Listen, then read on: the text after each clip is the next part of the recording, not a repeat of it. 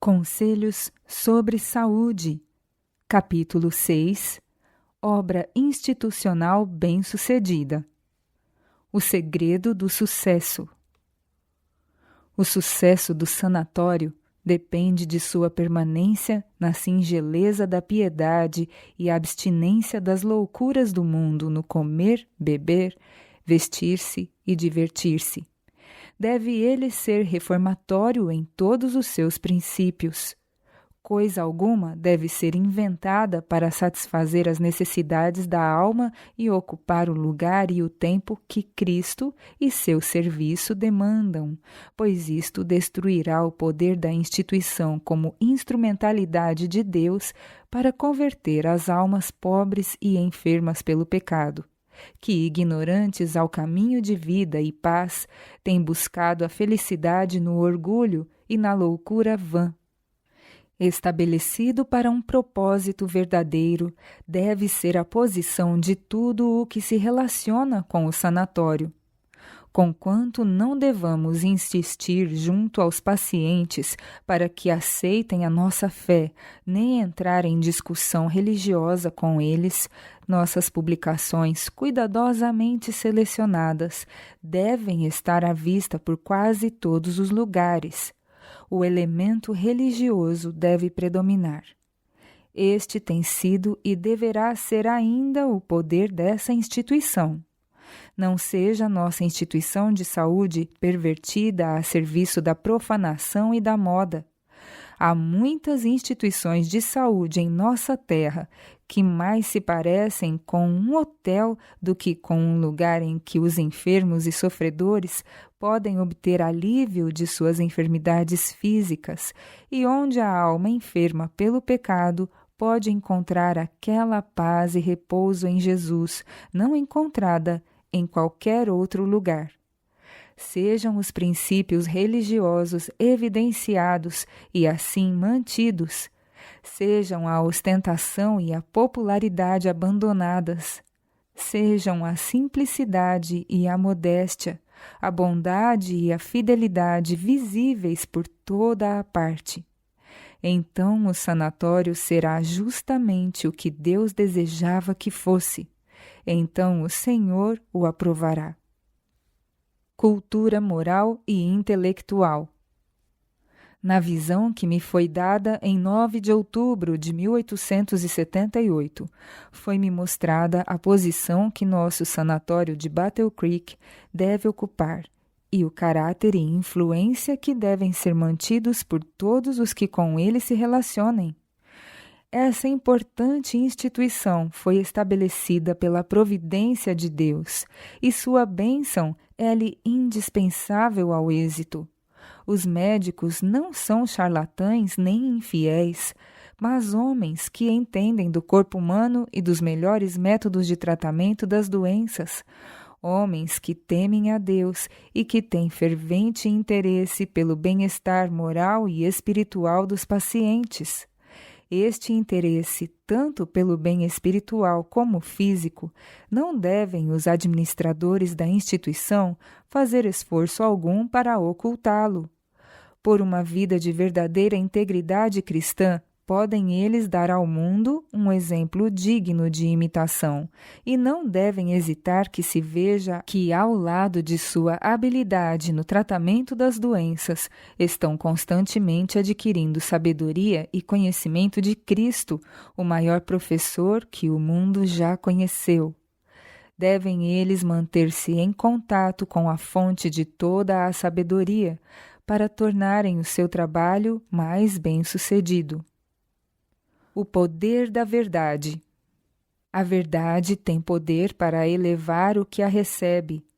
Se a verdade bíblica exercer a sua santificadora influência sobre o coração e o caráter, tornará os crentes mais inteligentes.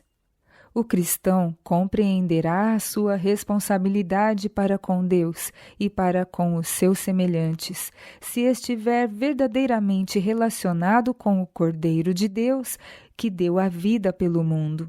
Somente por meio de contínuo desenvolvimento das faculdades intelectuais e morais podemos esperar corresponder ao propósito de nosso Criador.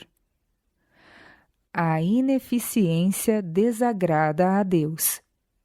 Deus se desagrada com os que são demasiado indolentes e descuidados para se tornarem obreiros eficientes bem informados. O cristão deve possuir mais inteligência e fina percepção que os mundanos. O estudo da palavra de Deus dilata continuamente o espírito e fortalece o intelecto.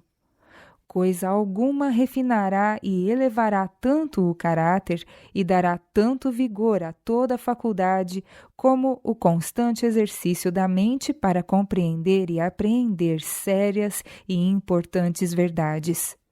A mente humana fica raquítica e debilitada quando se ocupa apenas de assuntos triviais, não se elevando nunca acima do nível das coisas temporais e sensíveis, para apreender os mistérios do invisível. O entendimento é gradualmente levado à altura dos assuntos com que constantemente se familiariza. A mente restringirá suas faculdades e perderá as aptidões de que é dotada, uma vez que não se exercite para adquirir mais conhecimentos e se dilate para compreender as revelações do poder divino na natureza e na palavra sagrada. Mas o conhecimento de fatos e teorias, embora possa ser importante em si mesmo, será de pouco valor real, a menos que se ponha em prática. Há perigo de que aqueles que obtiveram a sua educação, principalmente de livros, deixem de reconhecer que são noviços no que se refere ao conhecimento experimental. Isto é especialmente verdadeiro quanto aos que estão relacionados com o sanatório. Essa instituição necessita de homens de ideias e habilidade. Os médicos, superintendentes, enfermeiras-chefe e auxiliares devem ser pessoas de cultura e experiência. Mas alguns deixam de compreender o que é necessário em um estabelecimento tal e se arrastam ano após ano sem realizar um desenvolvimento significativo. Parecem estar estereotipados. Cada dia que se sucede não é senão uma repetição do anterior. A mente e o coração desses obreiros rotineiros estão empobrecidos. As oportunidades estão diante deles. Se fossem estudiosos, poderiam obter uma educação do mais alto valor, mas não consideram os seus privilégios. Ninguém deve estar satisfeito com sua educação atual. Todos podem estar-se diariamente qualificando para desempenhar alguma função de confiança. A influência de obreiros tementes a Deus. Os obreiros inteligentes e tementes a Deus podem realizar uma grande soma de bens no sentido de reformar os que, como inválidos, vêm para ser tratados no sanatório. Essas pessoas estão enfermas, não apenas física, mas mental e moralmente. A educação, os hábitos e toda a vida de muitos têm sido errôneos. Não podem eles realizar em poucos dias grandes mudanças necessárias à adoção de hábitos corretos. Devem ter tempo para considerar o assunto e aprender a maneira correta.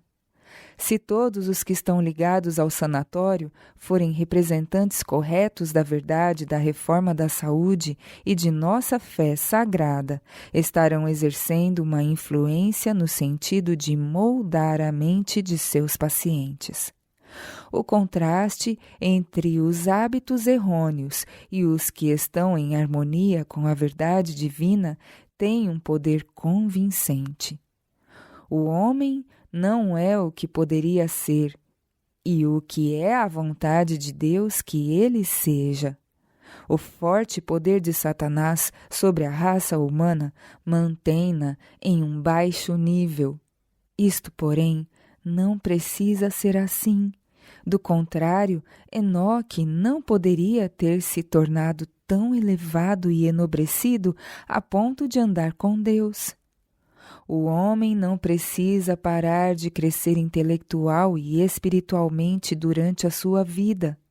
A mente de muitos, porém, está por demais ocupada consigo mesma e com seus próprios interesses egoístas para desviar-se de qualquer lugar para mais altas e mais nobres reflexões. E o padrão de consecuções intelectuais, bem como espirituais, é muito baixo. Para muitos, quanto mais responsável a posição que ocupem, tanto mais contentes estão consigo mesmos, acariciam a ideia de que a posição comunica caráter ao homem. Poucos compreendem que tem perante si uma obra permanente de paciência, simpatia, caridade, senso de dever e fidelidade, traços de caráter indispensáveis aos que ocupam posições de responsabilidade.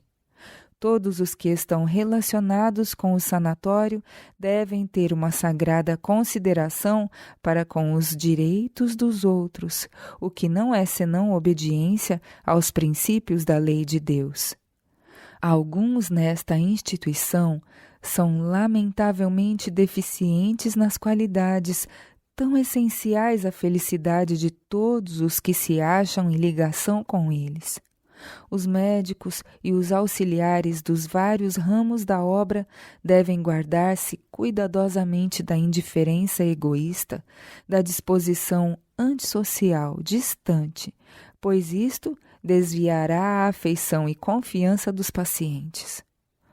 Muitos que vêm ao nosso sanatório são pessoas de fino trato e sensíveis, de tato atilado e aguçado discernimento.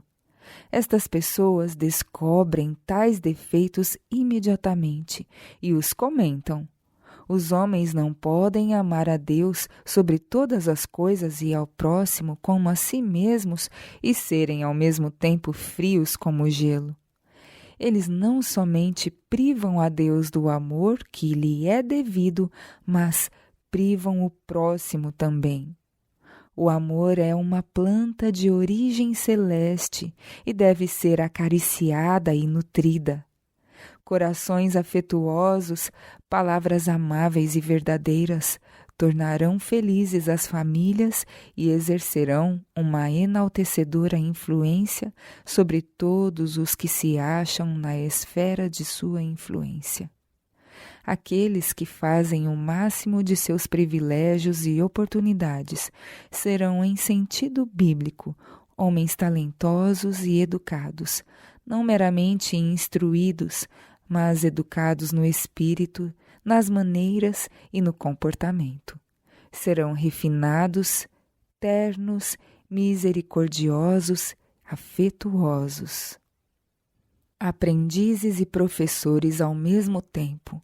Devemos ter sempre em mente que não somos apenas aprendizes, senão também professores neste mundo, preparando-nos a nós mesmos e a outros para uma esfera de ação mais elevada na vida futura.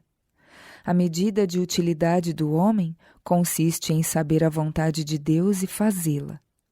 Está ao nosso alcance o poder de desenvolver-nos a tal ponto em intelecto e maneiras que Deus não se envergonhe de nós próprios. Deve haver um padrão elevado no sanatório. Se houver em nossas fileiras homens de cultura, de poder intelectual e moral, devem ser chamados para a dianteira a fim de ocuparem posições em nossas instituições. Os médicos não devem ser deficientes em qualquer sentido. Um vasto campo de utilidade se abre diante deles e, se não se tornarem peritos em sua profissão, terão que recriminar apenas a si mesmos. Devem eles ser diligentes estudantes e, mediante rigorosa aplicação e constante atenção às particularidades, devem receber responsabilidades. Não deve ser necessário que alguém os fiscalize para ver se o seu trabalho é feito sem erros. Os que ocupam posições de responsabilidade devem educar-se e disciplinar-se, de tal maneira que todos que lhes estiverem dentro da esfera de influência possam ver o que o homem pode tornar-se e o que ele pode fazer quando relacionado com o Deus da sabedoria e poder. E por que não deve um homem assim, privilegiado, tornar-se intelectualmente forte? Vez após vez, têm as pessoas do mundo afirmado escarnecedoramente que aqueles que creem na verdade presente são irresolutos, de educação deficiente, sem posição ou influência. Sabemos que isto é falso, mas não há alguma razão para estas afirmações? Muitos têm considerado indício de humildade ser inculto e ignorante. Tais pessoas desconhecem o que constitui verdadeira humildade e mansidão cristã. A reforma de saúde no sanatório. Entre os maiores perigos para as nossas instituições de saúde está a influência de médicos, administradores e auxiliares que professam crer na verdade presente, mas que jamais ocuparam plenamente sua posição na reforma da saúde. Alguns não possuem nenhum escrúpulo de consciência no que tange a sua maneira de comer, beber e vestir-se. Como pode o médico ou qualquer outra pessoa apresentar o assunto tal como é, quando ele próprio condescende no uso de coisas prejudiciais? As bênçãos de Deus repousarão sobre todo o esforço feito no sentido de despertar o interesse pela reforma da saúde, pois ela é necessária em toda a parte. Deve haver um reavivamento com relação a este assunto, pois Deus se propõe realizar muito por meio desse agente. A medicação de drogas, tal como é geralmente praticada, é uma calamidade. Educai em direção oposta às drogas. Usai-as cada vez menos e confiai mais em métodos saudáveis. Então a natureza corresponderá aos médicos de Deus. Ar puro, água pura, exercício apropriado, uma consciência limpa. Os que persistem no uso do chá, café e alimentos cárneos sentirão necessidade de drogas, mas muitos se poderiam recuperar sem uma gota de remédio se obedecessem às leis da saúde.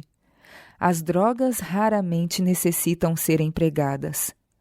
Se o coração for purificado pela obediência à verdade, não haverá nenhuma preferência egoísta, nenhum motivo corrupto, não haverá nenhuma parcialidade. O sentimentalismo doentio, cuja influência maléfica tem sido sentida em todas as nossas instituições, não deve ser desenvolvido. Deve-se ter grande cautela, a fim de que esta maldição não envenene ou corrompe nossas instituições de saúde. Resultados do esforço fiel. Vi que havia grande excesso de meios entre o nosso povo, uma parte dos quais deveria ser posto no Instituto de Saúde. Vi também que há muitos pobres dignos entre nosso povo, os quais estão enfermos e sofrendo, e que têm estado a olhar para o Instituto à espera de auxílio, mas não estão em condições de pagar os preços regulares para mesa, tratamento, etc. O Instituto tem se debatido arduamente com débitos nos últimos 3 anos e não pode tratar pacientes em nenhuma extensão considerável sem pagamento integral. Agradaria a Deus que todo o nosso povo, que está em condições de fazê-lo, fizesse depósitos liberais no Instituto, a fim de deixá-lo em condições de poder auxiliar os humildes e dignos pobres de Deus. Em conexão com isto, vi que Cristo se identifica com a humanidade sofredora e que o que temos o privilégio de fazer, mesmo pelo menor dos seus filhos, a quem ele chama seus irmãos, fazemos ao Filho de Deus. Erguer o Instituto de Saúde de sua baixa condição no outono de 1869 para seu presente próspero e sua esperançosa condição tem exigido sacrifícios e esforços dos quais seus amigos, que nele se acham internados, pouco sabem. Naquela época, tinha ele um débito de $30.000 e não tinha senão 8 pacientes que pagavam. E o que era pior, o procedimento dos administradores precedentes fora de molde a desanimar a tal ponto os seus amigos que eles não tiveram ânimo de fornecer meios para eliminar o débito ou recomendar os doentes a serem clientes do Instituto. Foi nesta situação desanimadora que meu esposo tomou a resolução de que a propriedade do Instituto deveria ser vendida para pagar os débitos, e o saldo, após o pagamento das dívidas, seria restituído aos acionistas proporcionalmente ao montante com que cada um ajudou. Certa manhã, porém, ao orar no altar da família, o Espírito de Deus veio sobre ele ao estar suplicando a direção divina em assuntos relacionados com o Instituto, e ele exclamou, enquanto se achava prostrado de joelhos: o Senhor cumprirá toda a palavra que ele pronunciou através de visão, relacionada com o Instituto de Saúde, e ele será erguido de sua baixa condição e prosperará gloriosamente. Desde essa época, tomamos nas mãos a direção da obra com fervor e temos trabalhado lado a lado pelo Instituto para combater a influência de homens egoístas que a ele trouxeram embaraço. Temos dado de nossos meios, dando assim um exemplo aos outros. Temos estimulado a economia e a operosidade da parte de todos os relacionados com o Instituto e temos instado que médicos e auxiliares trabalhem arduamente por pouco salário até que o Instituto seja novamente de todo restabelecido na confiança de nosso povo. Temos dado testemunho claro contra a manifestação de egoísmo em qualquer pessoa relacionada com o Instituto e temos aconselhado e reprovado erros. Sabíamos que o Instituto de Saúde não teria êxito, a não ser que as bênçãos do Senhor sobre ele repousassem. Se suas bênçãos o assistissem, os amigos da causa confiariam em que ele era a obra de Deus e se sentiriam seguros ao empregarem meios para torná-lo um empreendimento vivo, a fim de que se tornasse capaz de preencher os desígnios de Deus. Os médicos e alguns dos auxiliares entregaram-se ao trabalho animosamente. Trabalharam com ardor sob grande desencorajamento. Os doutores Ginley, Chamberlain e Lamson trabalharam com zelo e energia, com pouca remuneração, para soerguer esta instituição deficitária. E, graças a Deus, o débito original foi pago e grandes acréscimos para a acomodação de pacientes foram feitos e pagos. A divulgação de Health Reformer, que se acha bem na base do sucesso do Instituto, foi duplicada e ele se tornou um jornal vivo. A confiança no Instituto foi completamente restabelecida na mente da maioria de nosso povo, e tem havido tantos pacientes no Instituto quase o ano todo quantos podiam ser acomodados e devidamente tratados por nossos médicos. Manter um padrão elevado.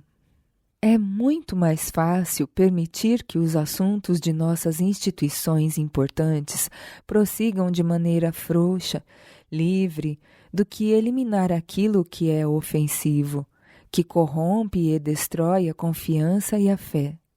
Mas seria muito melhor ter um número de obreiros menor, realizar menos e, tanto quanto possível, manter os que estão empenhados na obra de todo o coração, firmes como uma rocha aos princípios, amando toda a verdade e sendo obedientes a todos os mandamentos de Deus.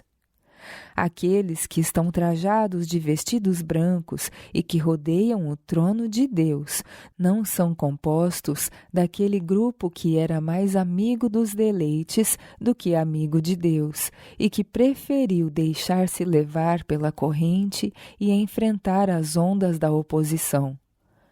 Todos os que permanecem puros e incontaminados do espírito e influência prevalecentes nesta época terão sérios conflitos. Eles passarão por grandes tribulações, lavarão suas vestiduras de caráter e branqueá-las-ão no sangue do Cordeiro. Estes entoarão o cântico do triunfo no reino da glória. Aqueles que com Cristo sofrem serão participantes de sua glória. A localização dos sanatórios. Os que têm algo que ver com a localização de nossos sanatórios devem estudar com oração o caráter e objetivo da nossa obra de saúde. Devem sempre lembrar que trabalham para restaurar no homem a imagem de Deus. Devem, por um lado, ministrar os remédios que aliviam o sofrimento físico e, por outro, o Evangelho, para o alívio dos sofrimentos da alma provenientes do pecado.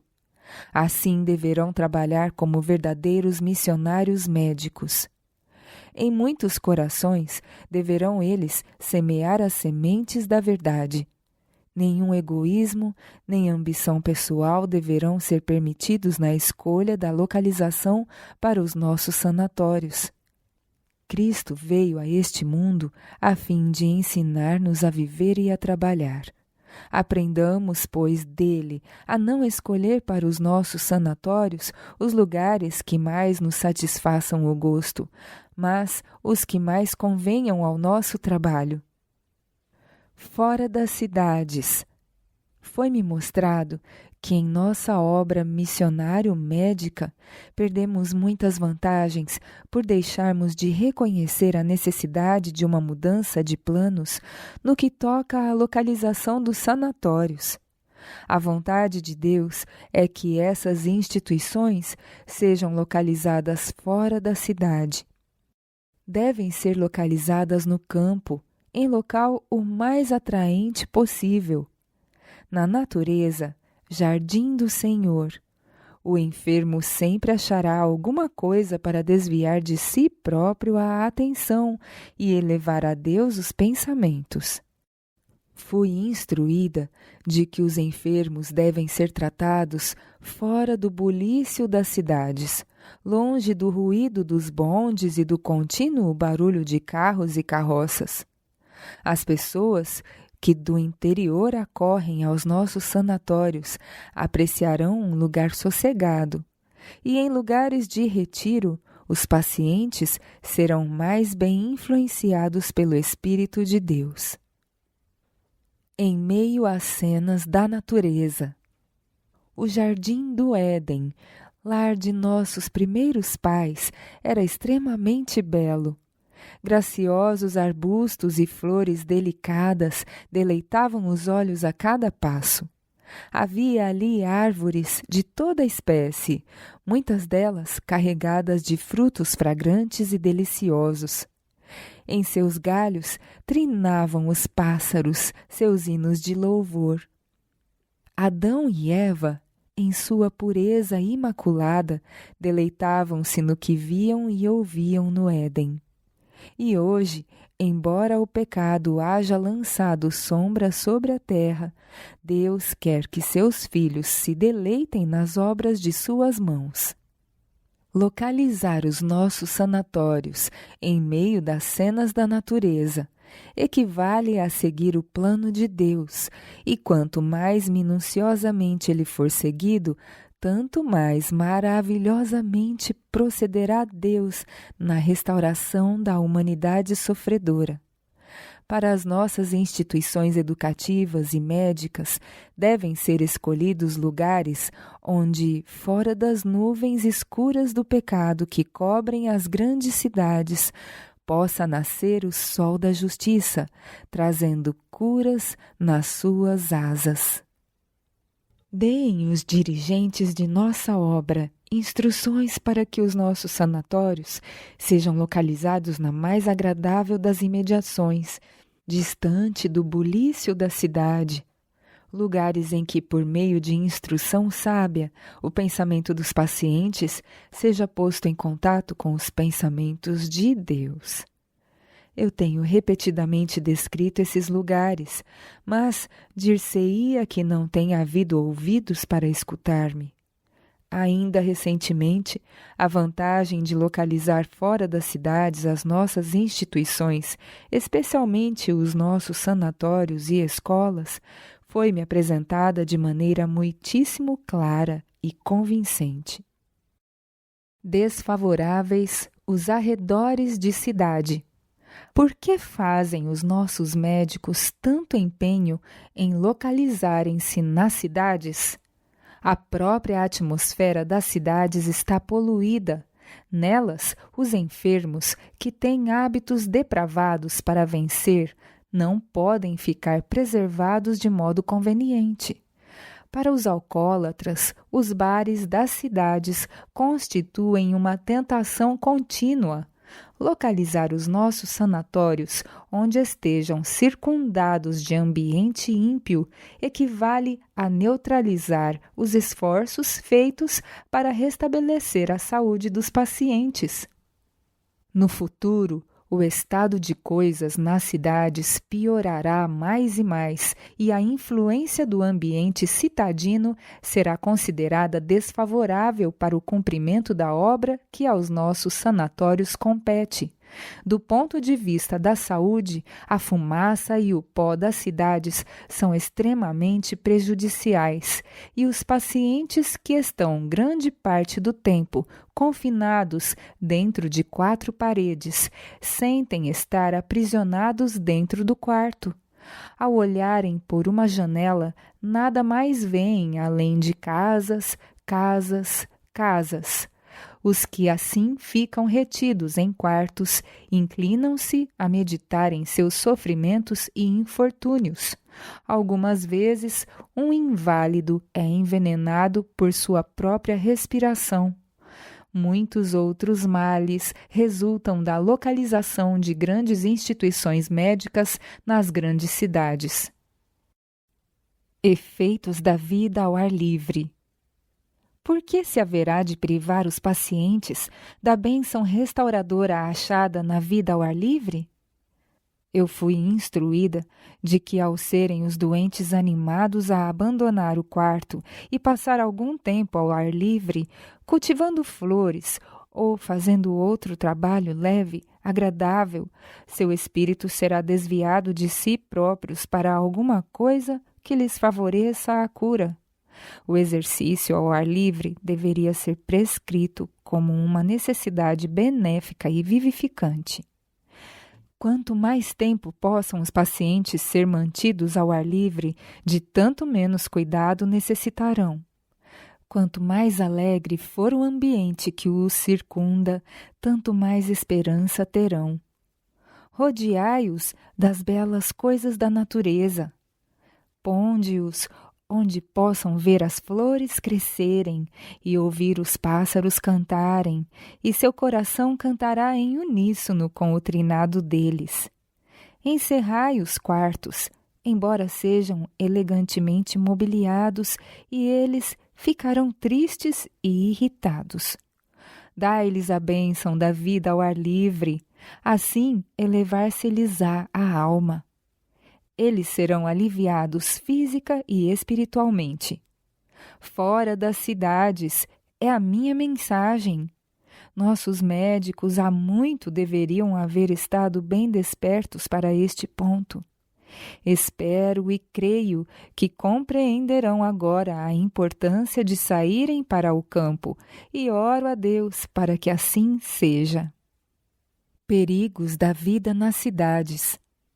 Aproxima-se o tempo em que as cidades serão alvo dos juízos divinos. Dentro em pouco, as cidades serão terrivelmente sacudidas. Não importa quais sejam as dimensões e a solidez dos edifícios, nem quais as precauções tomadas contra incêndios, quando Deus tocar esses edifícios, dentro de poucos minutos ou algumas horas, ficarão reduzidos a escombros. As cidades ímpias do nosso mundo serão varridas pela vassoura da destruição. Nas calamidades que agora atingem edifícios imensos e grandes distritos das cidades, Deus nos está mostrando o que irá acontecer em toda a terra. Ele nos disse: aprendei, pois, esta parábola da figueira. Quando já os seus ramos se tornam tenros e brotam folhas, sabeis que está próximo o verão. Igualmente, quando virdes todas estas coisas, sabei que Ele, Cristo, em sua vinda, está próximo às portas. Não entre os ricos. Poderia parecer-nos que fosse melhor escolher para os nossos sanatórios lugares em meio aos ricos, que isso daria feição à nossa obra e garantiria amparo para as nossas instituições. Mas não há nisso lógica. O Senhor não vê como vê o homem. O homem atenta para a aparência externa. Deus observa o coração. Quanto menos grandes edifícios houver em volta das nossas instituições, tanto menos mortificação experimentaremos. Muitos dos ricos, donos de propriedades, são irreligiosos e irreverentes. Pensamentos mundanos lhes ocupam a mente. As diversões, alegrias e hilaridades mundanas lhes ocupam o tempo. A extravagância no vestir-se e a vida luxuosa absorvem os seus meios. Os mensageiros celestiais não são bem-vindos aos seus lares. Eles querem que Deus esteja longe. É difícil à humanidade aprender a lição da humildade, especialmente aos ricos e aos condescendentes consigo mesmos. Aqueles que não se consideram responsáveis perante Deus por tudo o que possuem são tentados a se exaltarem, como se as riquezas compreendidas pelas terras e os depósitos bancários os tornassem independentes de Deus. Cheio de orgulho e presunção, atribuem eles a si mesmos uma estima medida por sua riqueza. Há muitos ricos que, aos olhos de Deus, são mordomos infiéis. Na aquisição e uso de seus meios, tem ele visto roubo. Eles têm negligenciado o grande proprietário de tudo e deixado de usar os meios que lhes foram confiados para aliviar os sofredores e opressos. Têm estado a acumular para si ira para o dia da ira, pois Deus recompensará a cada um de conformidade com as suas obras. Esses homens não adoram a Deus, o eu é o seu ídolo. Eles põem a justiça e a misericórdia fora de cogitação, substituindo-as pela avareza e a porfia. Deus diz: porventura, por estas coisas não os visitaria? Deus não se agradaria em ter qualquer de nossas instituições localizada em uma comunidade dessa espécie, por grandes que sejam suas vantagens aparentes. Os homens ricos e egoístas exercem uma influência modeladora sobre outras mentes, e o inimigo poderia operar por meio deles para obstruir o nosso caminho. As más associações são sempre prejudiciais à piedade e à devoção, e os princípios aprovados por Deus podem ser solapados por essas associações. Deus não gostaria que qualquer de nós fosse como Ló, que escolheu habitar em um lugar em que ele e sua família eram mantidos em constante contato com o mal. Ló entrou em Sodoma rico, partiu sem nada, conduzido pela mão de um anjo, enquanto os mensageiros da ira aguardavam para derramar as chamas de fogo que deveriam consumir os habitantes daquela cidade grandemente favorecida e eclipsar sua fascinante beleza, tornando desolado e deserto o lugar que Deus outrora fizera tão lindo. Nossos sanatórios não deverão ser localizados próximos das residências de pessoas ricas, onde serão considerados como uma inovação e objeto de aversão, e comentados desfavoravelmente porque recebem a humanidade sofredora de toda a espécie. A religião pura e imaculada faz dos que são filhos de Deus uma só família, ligados com Cristo em Deus. Mas o espírito do mundo é orgulhoso, parcial, exclusivista e favorece apenas uns poucos. Ao erigirmos os nossos edifícios, devemos manter-nos longe das casas dos grandes homens do mundo e deixar que eles busquem o auxílio de que necessitam, ausentando-se de seus amigos para os mais afastados lugares. Não agradaremos a Deus construindo os nossos sanatórios entre pessoas extravagantes no vestir-se e no viver, que são atraídas para aqueles que podem apresentar grande exibição, não para os que buscam prazeres. Por que fundamos sanatórios?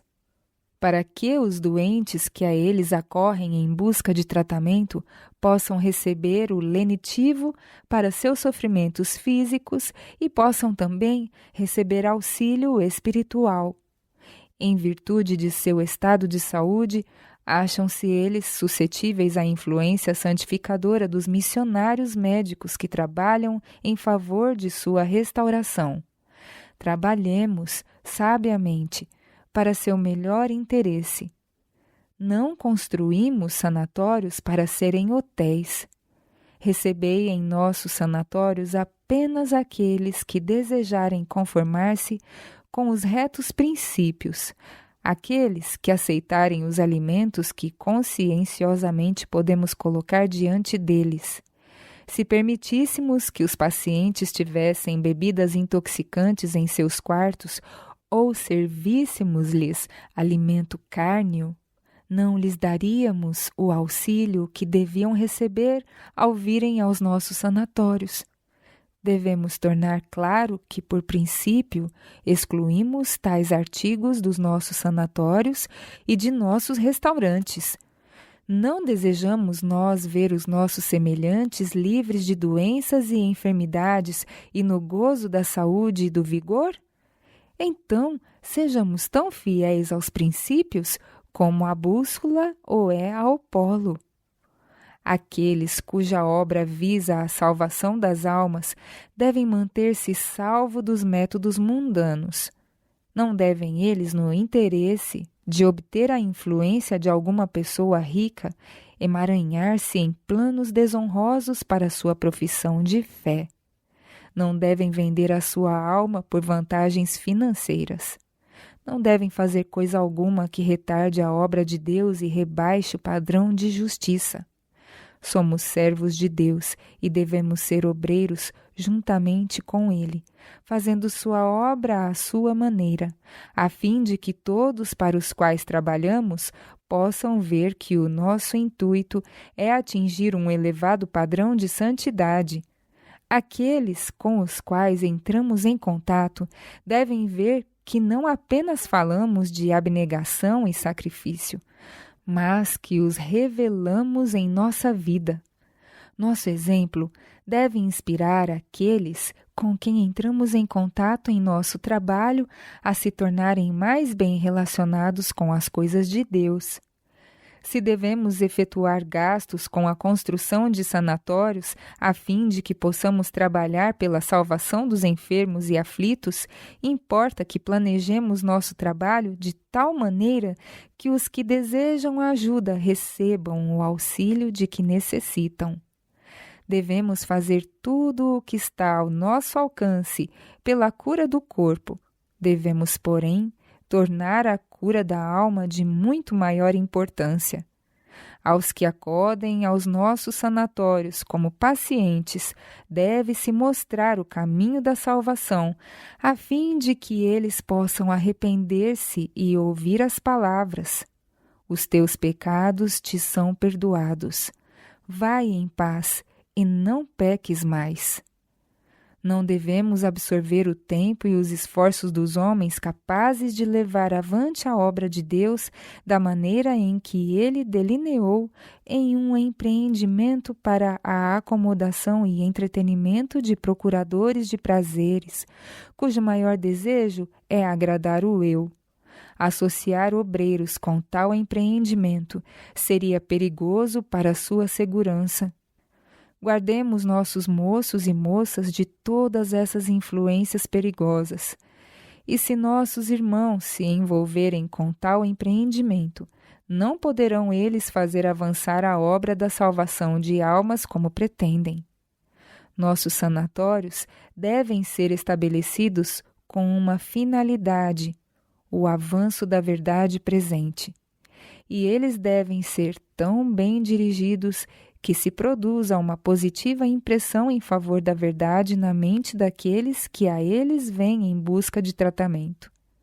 A conduta dos obreiros e do administrador-chefe para com o obreiro que ocupa a posição mais humilde deve pesar em favor da verdade. A instituição deve ser permeada por uma atmosfera espiritual.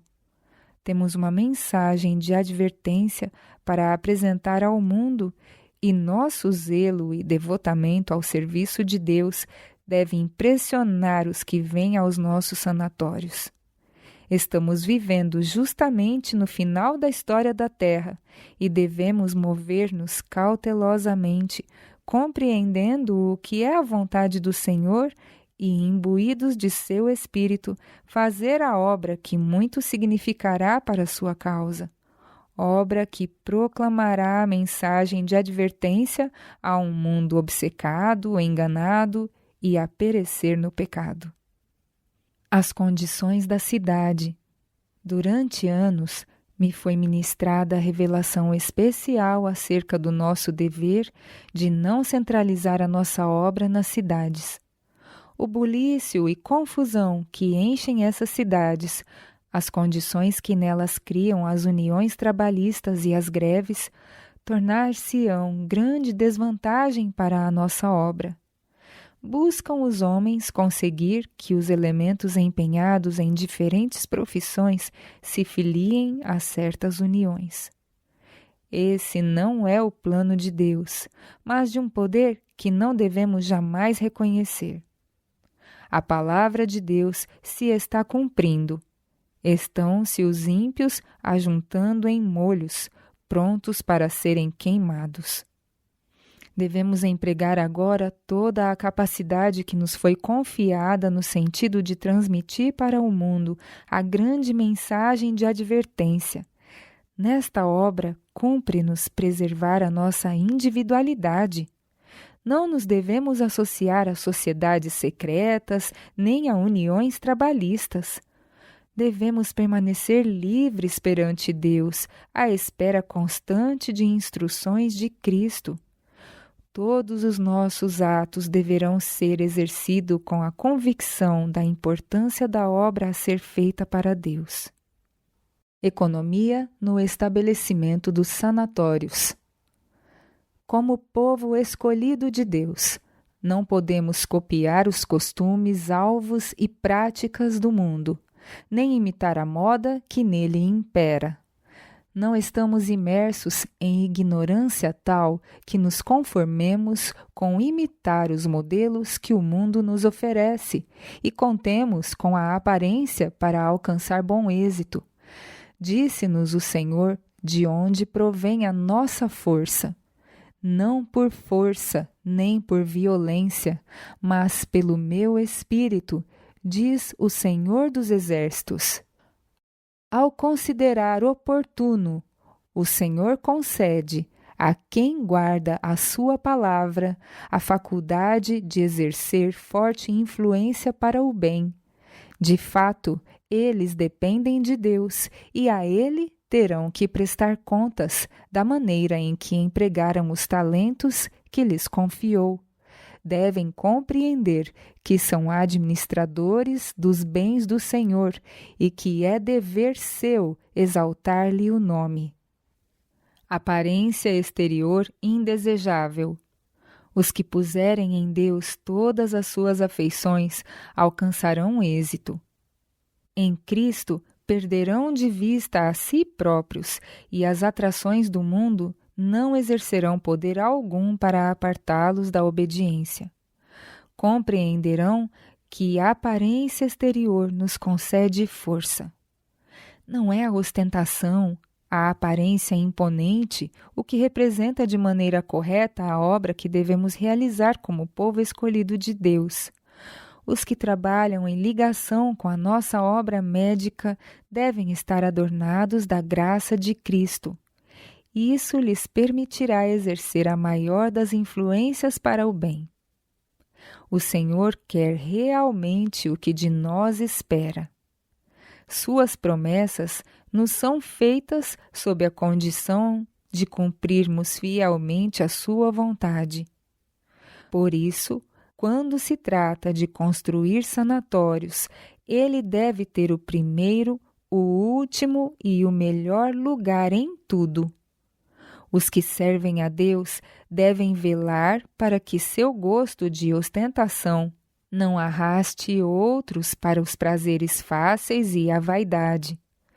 Deus não quer que servo algum seu realize empreendimentos custosos e inúteis que o façam endividar-se e privar-se dos recursos com que poderia contribuir para auxiliar a obra do Senhor.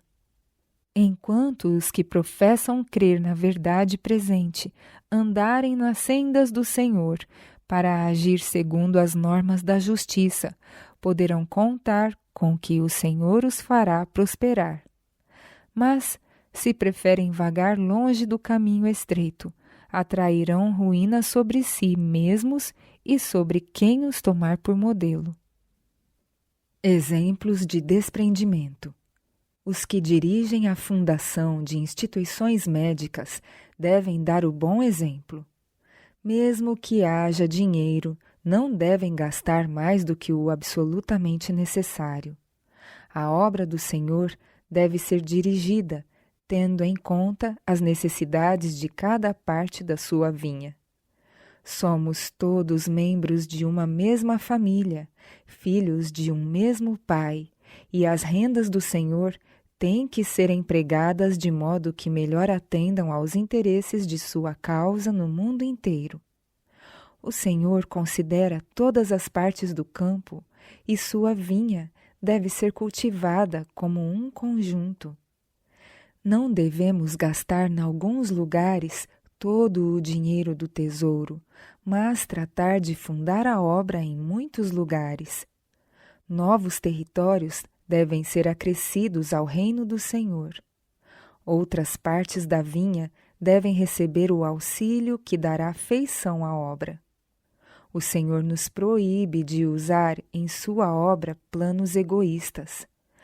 Proíbe-nos de adotar planos que privem o nosso próximo dos recursos que lhes permitiriam desempenhar a sua parte na difusão da verdade. Devemos amar o nosso próximo como a nós mesmos. Nossos edifícios devem representar nossa fé. Temos também de lembrar que a nossa obra deve corresponder à nossa fé. Cremos que o Senhor logo virá e não deve a nossa fé manifestar-se pelos edifícios que construímos? Investiremos somas consideráveis em edifícios que logo hão de ser consumidos na grande conflagração? Nosso dinheiro representa almas e devemos empregá-lo de maneira que dê a conhecer a verdade aos que por causa do pecado estão debaixo da condenação divina. Renunciemos aos nossos planos ambiciosos. Sejamos precavidos contra a extravagância ou a imprevisão, para que se não esvazie a tesouraria do Senhor e falte aos edificadores os recursos para fazerem o trabalho que lhes foi designado. Nossas instituições primitivas gastaram somas de dinheiro maiores do que as necessárias. Os que assim procederam julgaram que esse gasto daria feição à obra. Esse argumento, porém, não justifica a despesa inútil. Deus quer que o espírito humilde e manso do Mestre, que é a majestade do céu e o Rei da glória, se manifeste constantemente em nossas instituições. A primeira vinda de Cristo não é estudada como deveria sê-lo. Ele veio para ser-nos o exemplo em tudo. Sua vida foi de abnegação estrita. Se lhe seguirmos o exemplo, jamais gastaremos dinheiro sem necessidade. Não buscaremos o que agrade à vista. Tratemos de que a nossa aparência seja tal que a luz da verdade resplandeça por meio das nossas boas obras e Deus seja glorificado pelo emprego dos melhores métodos de curar e aliviar os que sofrem. O que dá afeição à nossa obra não é o dinheiro gasto em grandes edifícios, mas a manutenção dos verdadeiros princípios religiosos e o caráter nobre à semelhança do de Cristo. Os erros cometidos no passado com a ereção de edifícios devem ser-nos advertências proveitosas para o futuro. Devemos observar em que outros fracassaram e, em vez de imitar-lhes os erros, tratar de fazer melhor. Em tudo quanto fazemos para o avanço da obra, devemos levar em conta a necessidade de economia. Não deve ser feito gasto inútil. O Senhor logo virá, e os nossos gastos em edifícios devem harmonizar-se com a nossa fé. Nossos recursos devem ser empregados para prover quartos alegres, ambiente saudável e bom alimento. Nossos planos referentes à construção e mobília de nossas instituições devem subordinar-se a um conhecimento verdadeiro e prático sobre o que significa andar humildemente com Deus. Nunca deve ser considerado necessário dar aparência de riqueza. Nunca deve a aparência ser considerada o meio de alcançar êxito. Isto é um engano. O desejo de ostentar aparência, que nem sempre convém à obra de que Deus nos incumbiu, aparência que só pode ser alcançada à custa de gastos excessivos, é um tirano sem misericórdia. Assemelha-se à gangrena que penetra nos órgãos vitais. O conforto mais importante do que a elegância. Os homens de bom senso preferem o conforto à elegância e luxo. É erro pensar que, com aparência, serão atraídos mais pacientes e, consequentemente, mais recursos. Mesmo que esse procedimento nos aumentasse a clientela, não poderíamos consentir em que nossos sanatórios fossem mobiliados em conformidade com a concepção de luxo da época. A influência cristã é valiosa demais para ser sacrificada dessa maneira. Todas as imediações dentro e fora de nossas instituições têm de estar em harmonia com os ensinos de Cristo e com os princípios da nossa fé. Em todos os seus ramos, deve a nossa obra ser uma ilustração de critério santificado e não de ostentação e extravagância. Não é o edifício grande e dispendioso, não é o mobiliário de luxo, Não são as mesas servidas de manjares requintados o que comunicará à nossa obra influência e êxito.